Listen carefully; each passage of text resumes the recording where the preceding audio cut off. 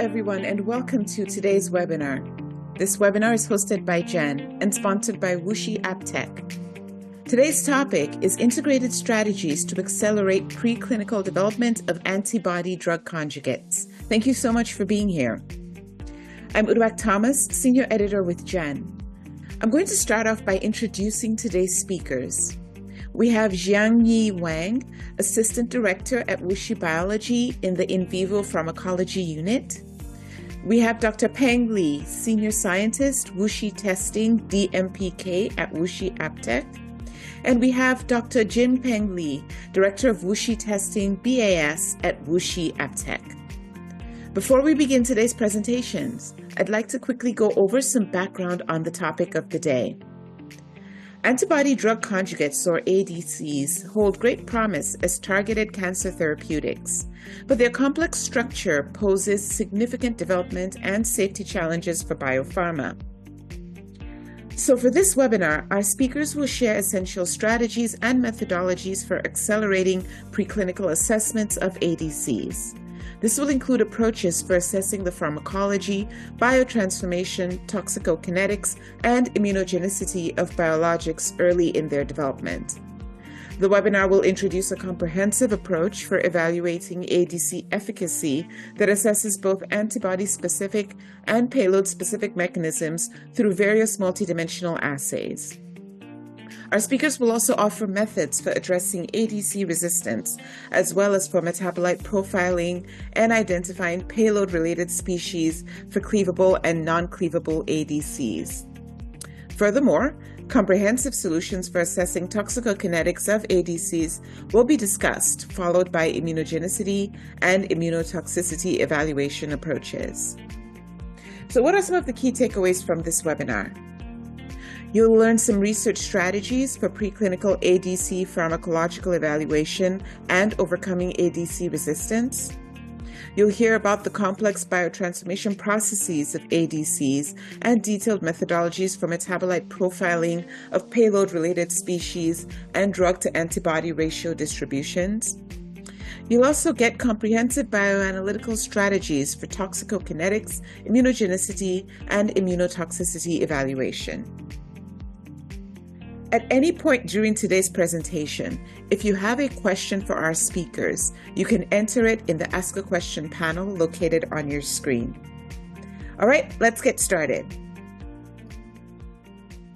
Welcome, ladies and gentlemen, to WuXi AppTech Jen webinar. We'll be presenting to you an integrated strategies to accelerate preclinical drug development of antibody-drug conjugates. The antibody-drug conjugate ADC has been increasingly popular in recent years in both the clinical use and the preclinical research.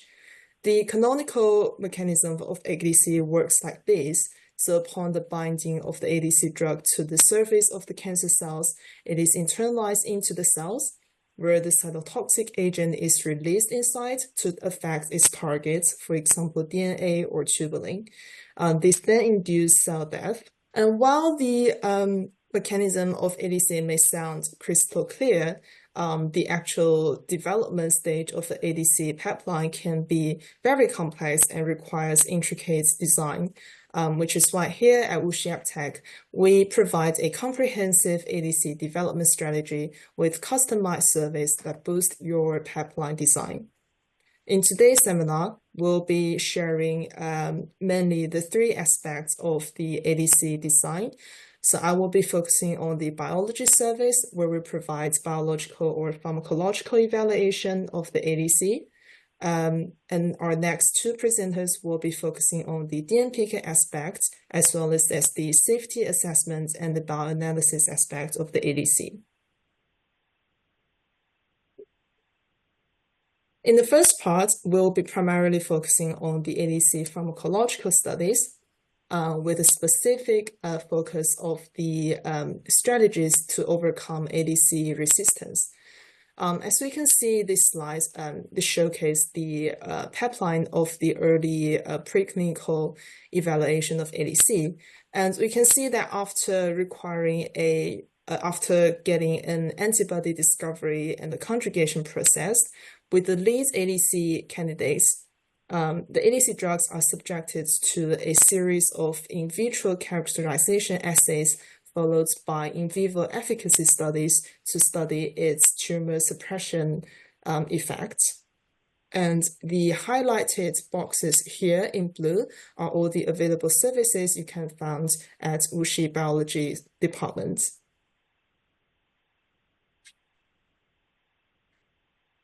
We would like to categorize the in vitro evaluation aspects of the ADC into 3 categories.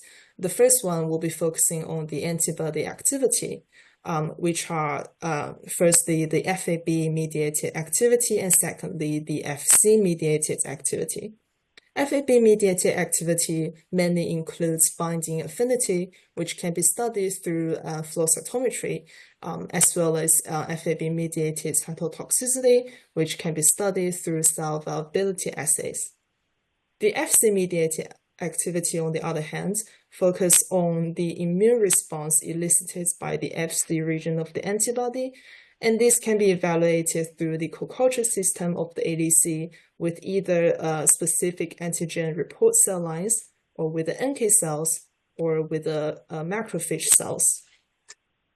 Internalization of the ADC is also an important aspect we look at during the early research stage, and such process can be studied by using a direct labeling of a pH-sensitive dye called the pH rhodo to the NDC targets.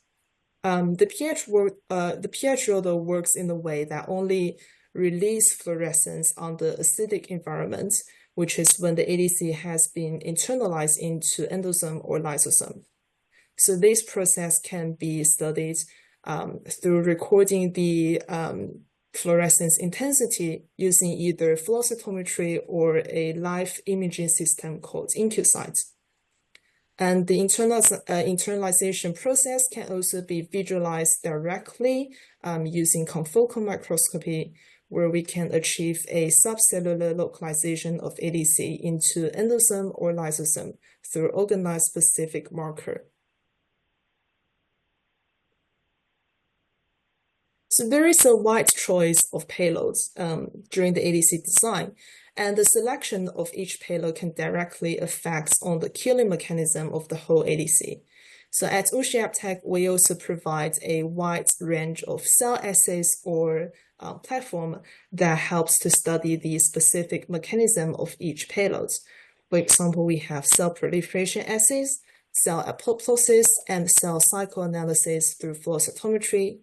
We also provide more specific assays for specific types of payloads. For example, for payloads like DXD, we can do topoisomerase relaxation assays, and for payloads like MMAE, we can do tubulin polymerization assays. And apart from the above-mentioned separate evaluation process for antibody or for the linker payloads, we can also study the ADC as a whole. So for example, this is achieved by using HPLC and mass spec to study the purity and the DAR value of the ADC, and also using either flow cytometry or SPR to study the overall antibody affinity and binding, and as well as thermal stability through DSF assay, and incorporating various cell-based assays. And moving over to the in vivo efficacy part, now we are focusing on the anti-tumor progression effects of the ADC. At WuXi, we have more than 400 CDACs, which are cell line-derived xenografts, and more than 1,500 PDACs, which are patient-derived xenograft models available for choice. The majority of our models have been well annotated using NGS, and our in vivo capability covers a wide range of tumor model as well, from the canonical subcutaneous model of the CDACs and PDACs to more complex models, for example, autotopic models as the brain tumor model here demonstrates, as well as immune reconstituted models using either human PBMC or HSC.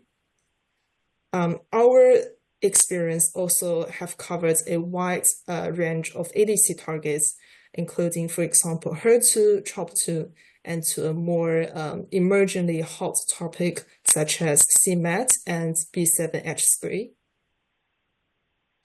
So we all know that in recent years, there has been an exponential growth of numbers of clinical trials involving ADC, and the market forecast also shows a very steady growth in the future market size. And the increasingly popular use of ADC, however, also brings up a new topic that catches more attention, which is the development of ADC resistance.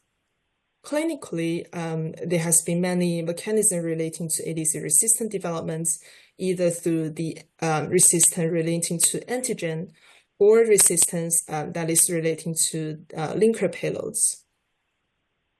And such pressing challenge of ADC resistance has motivated more and more researchers to start consider this topic during their early design.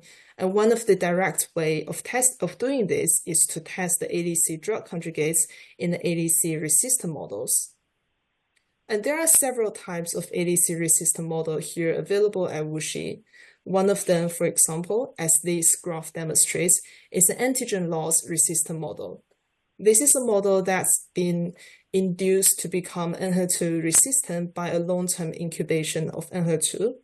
And we can see that the resistant cell model shows both a lower Enhertu affinity as well as a resistance to HER2 targeting ADCs such as Enhertu and TDM1 in both the in vitro setup and in vivo mice environments. Another very commonly used resistant model are payload resistant model. So as these two diagrams shows, we also have payload resistant model also induced by long-term incubation of the NDC drug. These two payloads resistant model shows no difference in the antigen expression level, but has shown specific resistance to the DXd containing ADC in also both in vitro and in vivo setup. Another common way to induce a payload resistant model is also through overexpression of key genes. For example, the ABCG2 gene here. ABCG2 is a gene that encodes for an ATP binding transporter. And we also found this gene being overexpressed and contributing to the multi-drug resistant phenomenon we see in multiple cancer types. And by overexpressing this gene, we also constitute a DXd resistant model that also shows no difference in the expression of HER2. And this model specifically shows a payload-specific but not antigen-specific resistance. And while it is difficult to predict and combat the resistance we see in clinical cases, we would like to share two strategies for overcoming resistance for researchers to consider during the early development and research stage for ADC designs. So the first strategy I'm going to share utilizes the specific phenomenon of ADC drug, which is the bystander killing effect.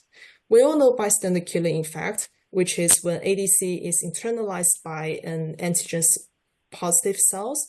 Once the payload has been released, it will be released into the microenvironment and kill the other bystander antigen-negative cells. And this phenomenon actually achieves indiscriminative killing through bystander effect and can overcome the antigen-related resistance we see in clinical cases. However, there are also challenges relating to this strategy. The main two challenges are, firstly, how do we distinguish between the antigen-positive and negative tumor cells? And secondly, how do we ensure a homogeneous growth of such mixture in the in vivo stage? To answer the above two questions, we have set up an isogenic antigen-positive and negative cell pair model. So this cell pair model is constructed by knocking out the antigen from its parental cell lines and also inducing a stable luciferase transfer into the antigen-negative cells so that both the positive and the negative cells demonstrate a homogeneous growth rates in both the in vitro and in vivo setup. And also we can discriminate the antigen-negative cells by looking at its bioluminescence, fluorescence, using either flow cytometry or a live IVIS imaging system. And for a quick in vitro POC stage, we also set up another bystander killing in vitro device, which is through the utilization of transwell that physically separates the antigen positive and the negative cells by micromembrane, so that only the payloads will be able to diffuse through these microenvironments. The second strategy I'm going to share for overcoming resistance today is through the modulation of microenvironment through combination therapy. The idea is that the ADC, once it induces the initial cell death, can induce the release of cancer cell antigens from the dead cancer cells, and such events will then lead an augmented immune cycle, which then facilitates the whole immune microenvironment modulation that leads to a sustained tumor suppression. And this modulation, however, heavily relies on the initial immunogenic cell death induced by ADC drug. And at in vitro stage, ICD can be studied through the upregulation of several key marker release, for example, the ATP release and also the HMGB1 marker release. The induction of ICD can also heavily improve the number of PD-L1 positive and also the PD-1 positive cells in the in vivo setup. And the combination of anti-PD-1, for example, the drug and the ADC combination therapy can greatly improve the anti-tumor progression we see in the in vivo mice. And here at WuXi, this strategy can be studied using syngeneic models. We have various syngeneic models with varying expression level of PD-1 and PD-L1 for choice. And after knocking in the specific ADC target, for example, HER2 here, we can use an overexpressing HER2 syngeneic model to study the combination therapy effect of the ADC of choice, as well as SCI drugs. And this will be end of the part 1 introduction. Next, our next presenter will be introducing the DMPK and the biotransformation methods of ADCs. Hello, everyone. My name is Peng Li from DMPK department. So the title for my section would be the methodologies and strategies for ADC biotransformation studies. And my section will be divided into the following parts. First, I will discuss a little bit about the metabolic fate of ADC components. And to address the complex biotransformation study issue, we have established several workflows, including the payload-related metabolite identification, and also the DAR distribution determination. And eventually, we will come to some conclusions with some take-home messages. So first, follow the mechanism of action for the design of the ADC drugs. So as we all know, the desired release of ADC is critical, both for the on-target efficacy and also for the off-target toxicity. So the biotransformation study is critical. There are two central questions to be answered. What is being released for the components and what has been remained on the whole molecule? So the biotransformation of ADC drugs is complex and challenging as it involves the small molecule metabolism and also the modification at the intact protein level. To address this complex issue, our team has established several workflows to characterize its biotransformation. So the first part would be the payload-related meta-ID. So this part will be focused for the small molecule-like components, including the payload itself and the payload-related components, including its metabolites and also some catabolites together with some part of the antibody. The second part would be the DAR determination across different samples. So we will determine the drug-antibody ratio across different time points, for example, to give us an idea of what biotransformation reaction may happen. And eventually, we will come to the average DAR value. On the right part, we have listed here the high-resolution mass spec instruments and software solutions we use. So the first kind of workflow will be the payload-related meta-ID. According to the design of the linker, so the ADC can be sorted into cleavable ones and non-cleavable ones. To answer the questions, what will be released? So for the cleavable ADCs, the toxin or the payload is expected to be released on its own. Then the small molecule will go through like conventional small molecule, the metabolism by the CYP enzymes and the clearance by the transporters. However, for the non-cleavable ADC, the so-called catabolism may happen. So not only the payload will be released, the payload together with some part of the linker and some part of the antibody will also be released. To evaluate effectively for these in vitro systems, we have established these several biological metrics, including the serum, plasma, blood, and subcellular fractions like lysosome and liver homogenate, liver S9, and eventually the targeted tumor cell lines. The biggest challenge for the meta-ID of payload-related metabolites would be the data processing step. After we acquire the data by the high-resolution mass spec, we perform the traditional meta-ID workflows like small molecules with some help of the third-party software like MassMetaSite. So we extracted the expected M/Z values of our expected metabolites.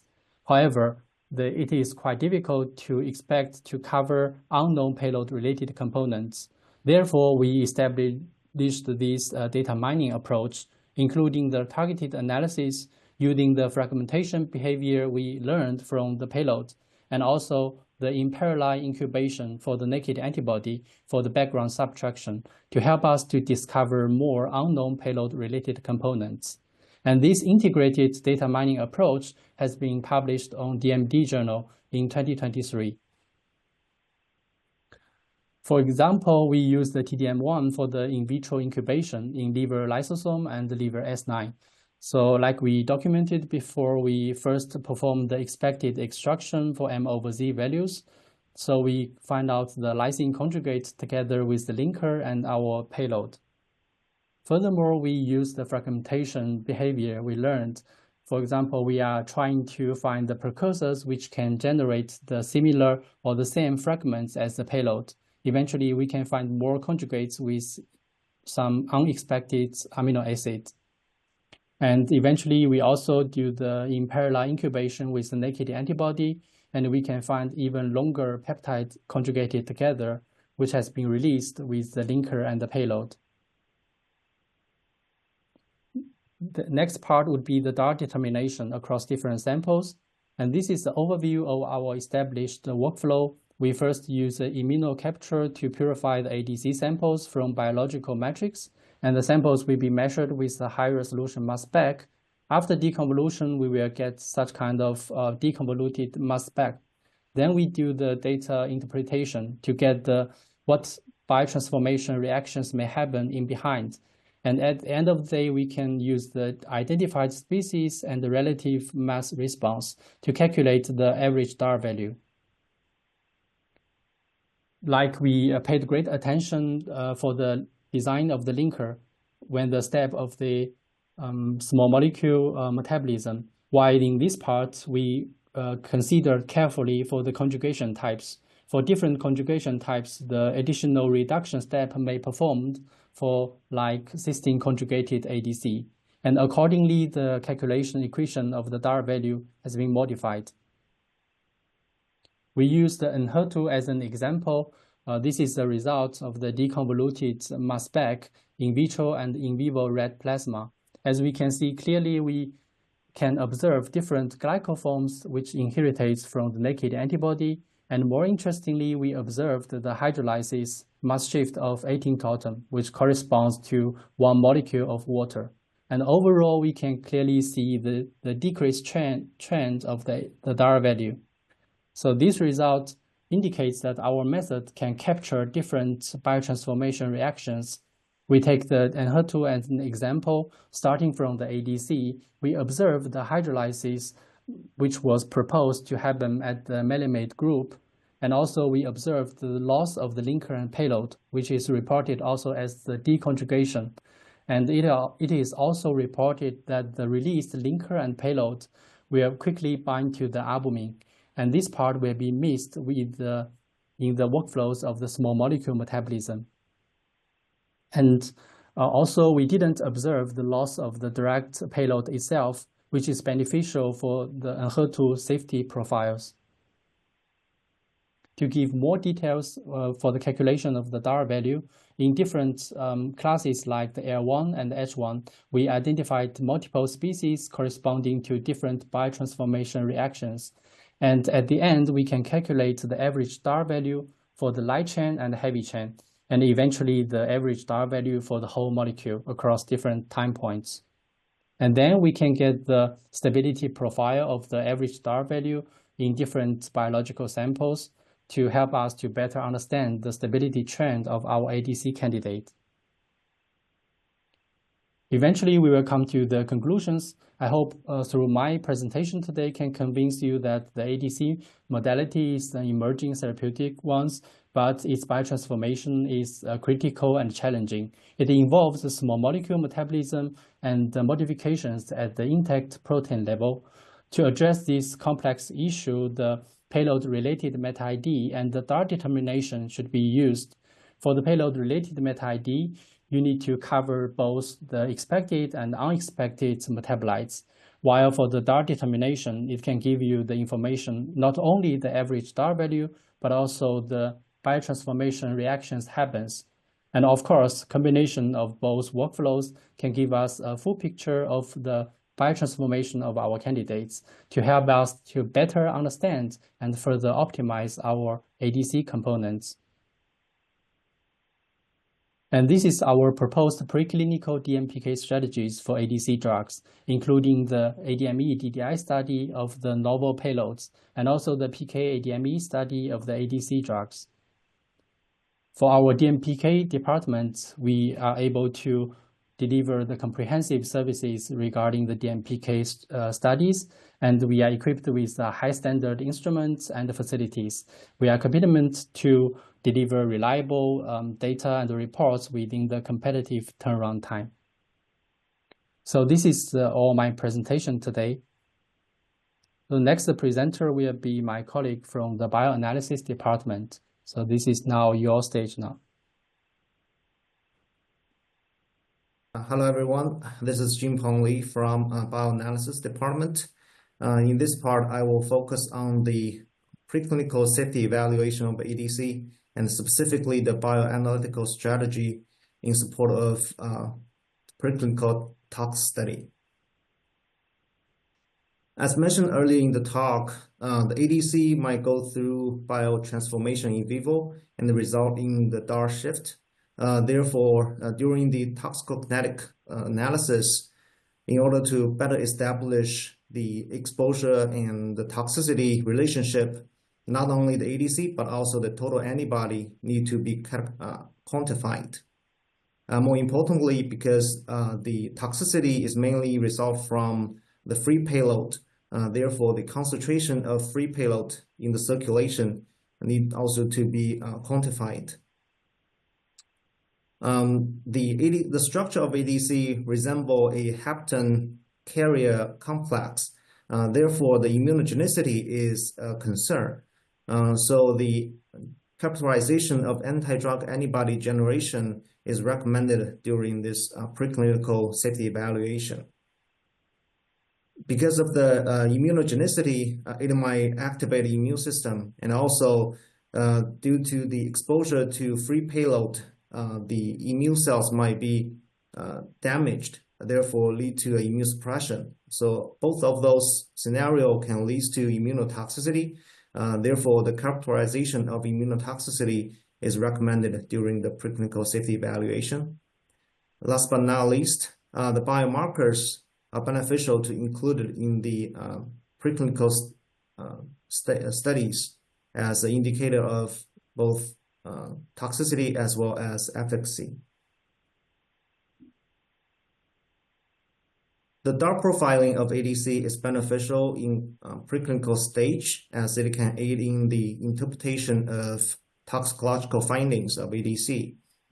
Earlier in the talk, Peng has introduced the top-down and middle-down approach to characterize the DAR. In some occasions, due to the dosage of the animal study, a higher sensitivity is required for the DAR profiling. In this case, we can use a bottom-up approach. Specifically, the sample can go through an immune capture, and the enriched antibody and ADC can go through a enzymatic digestion, and the resulted signature peptide can serve as a surrogate to quantify the total antibody. The second aliquot of the sample can go through a linker cleavage, and the released payload can serve as a surrogate of the conjugated drug. Therefore, the average DAR can be calculated. Using this approach, the sensitivity can reach down to 100 nanogram per mil. For the toxicokinetic analysis of ADC and total antibody, the canonical approach is the ligand-binding assays. So for the total antibody quantification, we can develop a generic method using both the anti-human antibody as the capture as well as the detection reagent. This method is extremely helpful in the case where there are multiple candidates need to be screened for their toxicokinetics using the same approach. More specific method can be developed using either the target protein or anti-idiotype antibody. Likewise, we can develop a generic method or more specific method for ADC quantification. The difference is that we'll have to use the anti-payload antibody to serve as either the capture or detection reagent.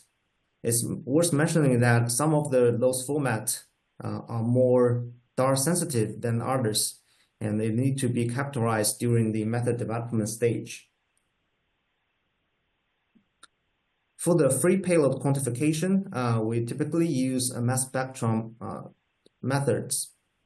Briefly, the sample will go through a protein precipitation, and the supernatant will go through a mass spec quantification for the free payload. As mentioned earlier, the mass spec approach can also be used to quantify the total antibody as well as ADC. Briefly, when sample go through immunocapture, the enriched antibody and ADC can go through a enzyme digestion to release signature peptide, which can serve as a surrogate to quantify the total antibody. Likewise, the cleavage of the linker will result in the release of a free payload, which can serve as a surrogate for ADC. To speed up the process of quantification using mass spec, we have established in-house methods for common payloads as well as dozens of different signature peptides from human IgG1. The sensitivity of payload quantification can reach down to 0.01 nanogram per mil, and the sensitivity for quantifying the ADC and total antibody using mass spec can reach about 100 nanogram per mil level. Comparing the ligand-binding assay and versus mass spec assay for quantification of ADC and total antibody, and the ligand-binding assay has the advantage of higher sensitivity and higher throughput, and meanwhile cost is lower. However, it requires specific reagents, namely the antibodies, the capture and detection antibodies, to detect the ADC and the total antibody. So it will take some time for the reagents lead time. On the other hand, the mass spec based method does not require specific reagents, so it has a faster lead time, and it has a higher specificity. However, the sensitivity is lower, and the throughput is lower, and cost is higher. Nonetheless, we have compared the data generated by the ligand binding assay as well as mass spectrometry assay. And we found that the data generated from the two different approach consistent with each other to a great extent, therefore highlighting the reliability of both of the methods. So there are some challenges of toxicokinetic analysis for ADCs. For example, if there are soluble targets presence in the circulation, it might interfere with the ligand binding assays when quantifying the total antibody and the ADC. In this case, we might have to deplete target using non-competitive reagent or using mass-based methods. For some of the payloads, it might go through a structure change under different conditions. For example, exatecan may have different formation in different pH. Therefore, when quantifying the ADC or free payload, we need to be aware of this situation and have specific pretreatment of the samples. Likewise, when we quantify free payload, the interference from the release of payload during the sample collection need to be characterized and minimized. As mentioned earlier, the structure of the ADC represents a heptane carrier complex. Therefore, it has the potential to generate immune response. Therefore, the ADA assay can be performed. We follow the FDA guidelines on ADA characterization, which comprise 3 different tiers: the screening, confirmatory, as well as the characterization. We use the canonical bridge assay, where the labeled ADCs serve as the both capture and detection to quantify the ADA. In this assay, we can also incorporate the domain-specific analysis to analyze whether the ADA generated in the system is targeting the antibody part or the payload part of the ADC. Some of the ADA has neutralizing activity. Therefore, we can conduct a neutralizing assay to characterize. So this assay is typically not required in the preclinical stage. However, it's extremely useful in the clinical stage, as the neutralization antibody may influence the efficacy of the ADC. For the neutralizing assay, we can either use a cell-based or a cell-free format. In the cell-based assay, the killing of the targeted cell by ADC serves as a readout. So in the presence of a neutralizing antibody, the cell death will be reduced. Likewise, in the cell-free format, the target of the ADC will be coded on the plate, and the reported labeled ADC will serve as a readout. So in the presence of in the presence of neutralizing antibody, the signal will be reduced. So the immunogenicity of ADC as well as the potential immune suppression of ADC may result in immunotoxicity. So in order to characterize the immunotoxicity, one approach is immunophenotyping, in which we use a flow cytometer to characterize the proportion as well as the cell status of different immune cells in the system. We have established a lot of different in-house methods in different species to characterize different subpopulation of the immune cells, not only the proportion, but also the cell functions. Another aspect of immunotoxicity is the cytokine release. We have established many in-house methods in different species using different instruments to cover the different aspects of immune response. For example, the inflammation, the Th1, Th2 immune response. Last but not least, the biomarkers can be used for during the preclinical stage to serve as an indicator of toxicity endpoint. So we have established over 500 different biomarkers in different animal models and in different biological matrices. And those biomarkers covers a variety of different target tissues as well as physiological processes. And the list of biomarkers during the clinical bioanalysis is even longer. So overall, we have supported over 130 both preclinical and clinical bioanalysis of ADCs. And here is a non-exhaustive list of targets, payloads, and linkers. And it's worth mentioning that we have experience of both monospecific and bispecific ADCs within single payloads and dual payloads. As an indication of our capability and the recognition, within the top 15 licensed out deals of ADC, 12 of them is supported by WuXi AppTec. Last, please allow me to briefly introduce our capability of bioanalysis. So we have been in operation for decades around the globe, and we have over 600 employees. They are highly experienced in a variety of different modalities, and we follow the global regulatory standards, and we can support 2 million samples analyzed per year.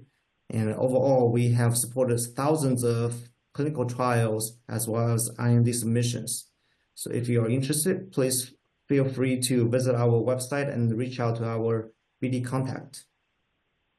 Thank you for your attention, and I'm happy to take any question that you may have.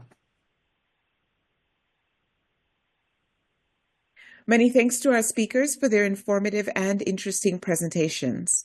We're going to begin the Q&A session in just a few moments, so please go ahead and submit your questions if you haven't done so already. Before we start the Q&A, a quick reminder that this webinar will be available to view on demand in the next 24 to 48 hours. So please do share the link with your colleagues who might not have been able to tune in today. And welcome everyone to the Q&A section of today's webinar. Thank you so much for being here. As a reminder, if you have a question, please go ahead and enter it in the Ask a Question panel that is located on your screen. And I'd like to thank our presenters once again for their presentations. I'm going to dive right into the questions. So Zhang, if I could start with you, I have some questions here for you. My antibody is a unique antibody, unsuitable for pH-sensitive dye labeling. Is there any other methods to look at ADC internalization that you could suggest? Okay, thank you for your questions.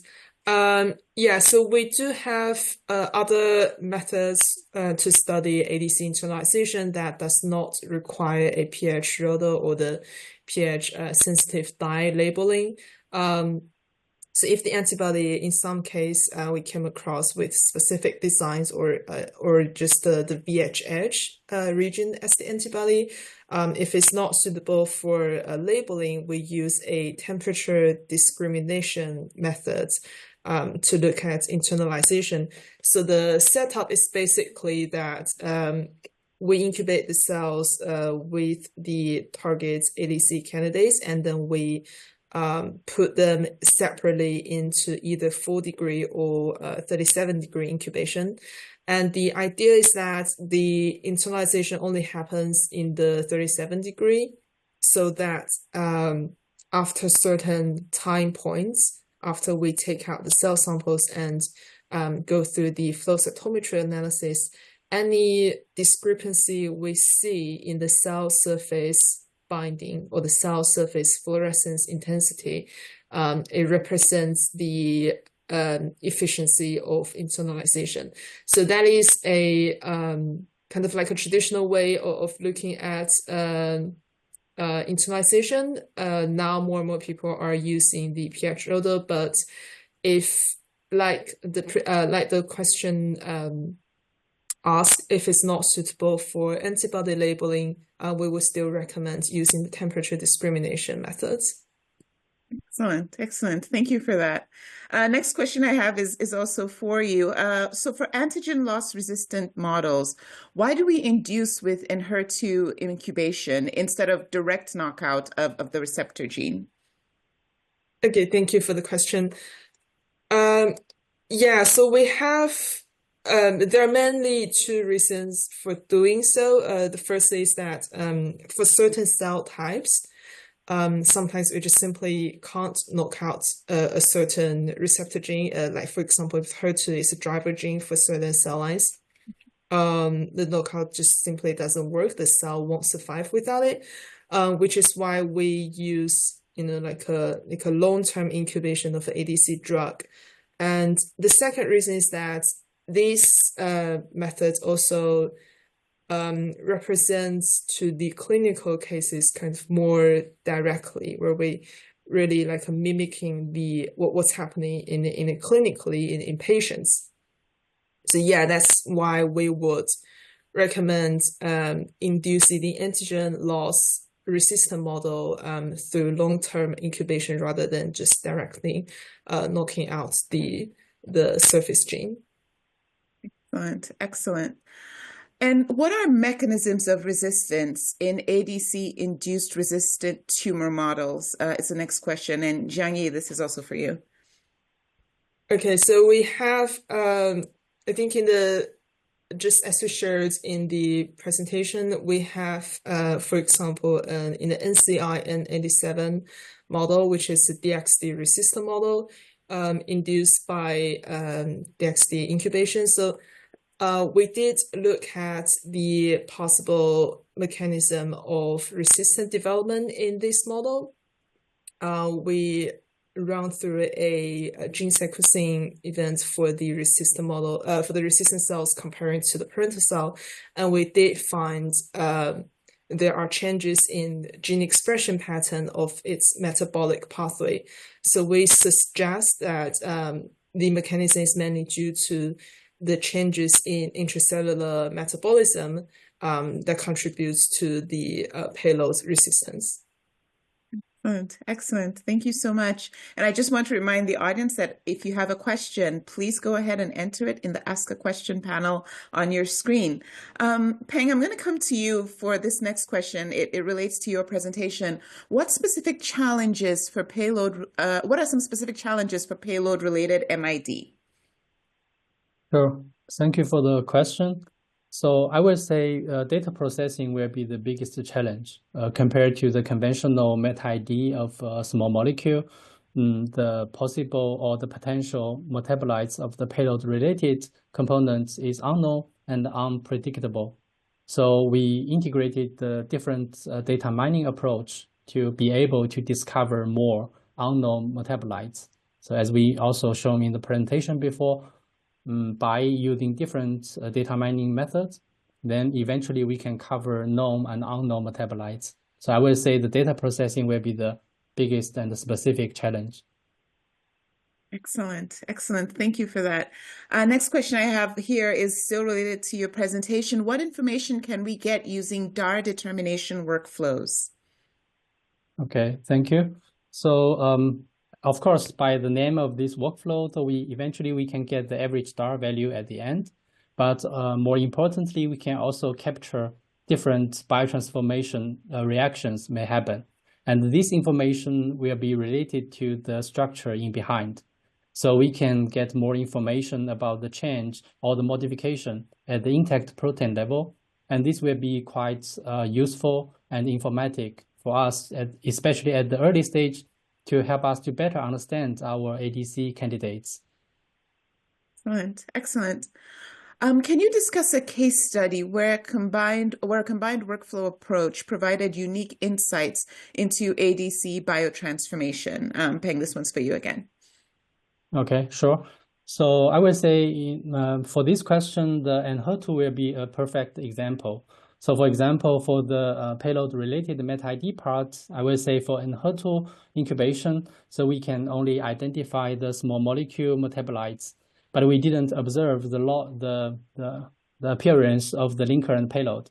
But in the DAR determination workflow, we can observe clearly the deconjugation of the linker and payload.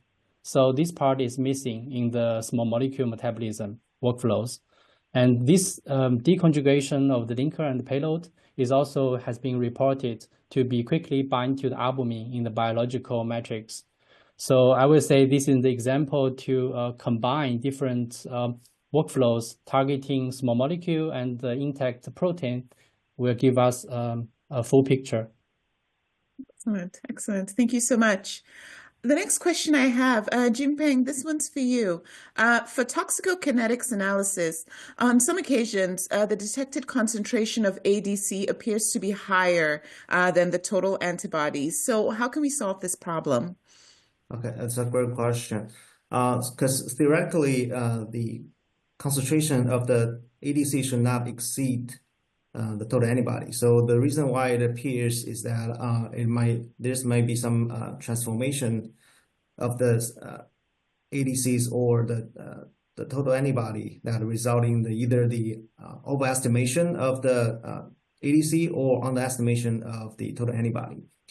So if the transformation happens in vivo, then we have limited options. So we can try use like DAR insensitive reagents, or we can use a LC-MS-based methods, so which is more specific and is more tolerant to this kind of transformation. If the transformation happens during the sample preparation, for example, the pH varying or there's a degradation, then we can add some like stabilizer or adjusting the pH to reduce that. Excellent, excellent. Thank you. Next question I have is also for you. The ADA in preclinical studies often doesn't predict the immunogenicity in clinical. So is it necessary to conduct the ADA analysis during the preclinical phase? Thank you for the question. It is true that preclinical immunogenicity does not always predict the clinical due to the species differences. However, the ADA analysis also is still meaningful during the preclinical stage because one, it can provide information aiding the interpretation of the TK data.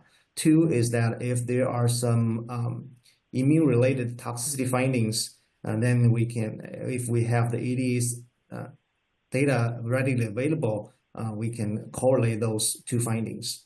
So given those reasons, characterizing the ADA during the preclinical stage is valuable, and I think it's still recommended to do so. Excellent, excellent. We have time for one more question. So in your experience, is it the antibody part or the payload of the ADC that induces ADA in preclinical?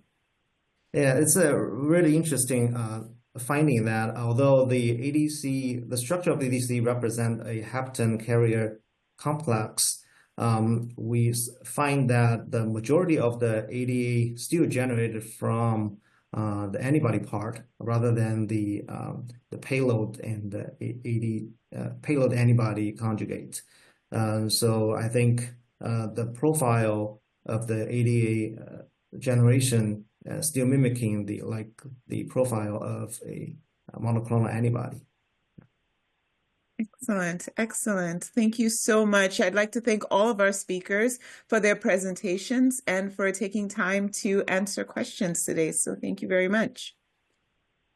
Thank you. Thank you. And that is all the time we have for today's webinar. As mentioned, this webinar will be available to view on demand in the next 24 to 48 hours. You should get a link in your email that will allow you to access it, so you can come back and rewatch this entire presentation from beginning to end.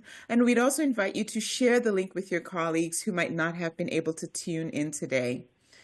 Once again, thank you to all of our presenters for being here and for their presentations.